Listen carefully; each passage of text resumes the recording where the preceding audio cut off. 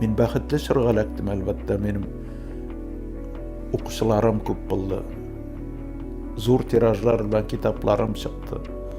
Әле 80-нче елларда минем энекәш кирәкмигә дигән бер балалар өчен китабым 100 000 тираж белән басылып чыкты. 100 000 тираж. Күз алдына китерәсезме? Андый тираж хәзер Мәскәүдәнең төшенә дә керми урыс китапларына.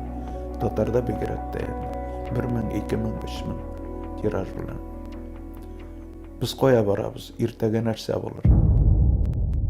Сезгә дәшәм, газиз татарларым, алтыннарым минем, талантларым. Татарларым, сезне мактый карлыгыплар бетә тамакларым. Туфан Миңлуллин дөрес әйтә, аракы сату эше бездә шәп куелган.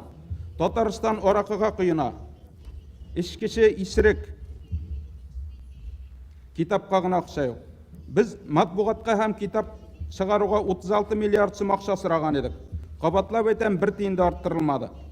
Ә газета журналларыбыз кызганыч хәлдә. Среди них поэт Роберт Минолин, лауреат премии «Комсомол Татарии». У него много стихов для детей. Мама приходит с работы, видит, тарелка разбита. «Это чья же работа?» – спрашивает сердито. Не скажу об этом, покажу с ответом. Ведь кто много говорит, тот девчонка не джигит. Я сказал, что не скажу, значит, слово я сдержу. Ләкин әйткәнемчә, менә балалар психологиясе ул барыбер бала булып кала. Әгәр дә минем шигырьләремне 40 ел элек язган шигырьләрен бүген дә укыйлар икән, димәк, мин дөрес юлда булганмын. Мин дөрес язганмын ул шигырьләрне.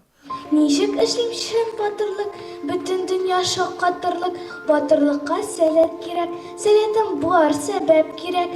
Җирнең иң матур җирендә, Татарстанда торам мин. Малайлар һәм кызлар, сезне кунакка чакырам мин.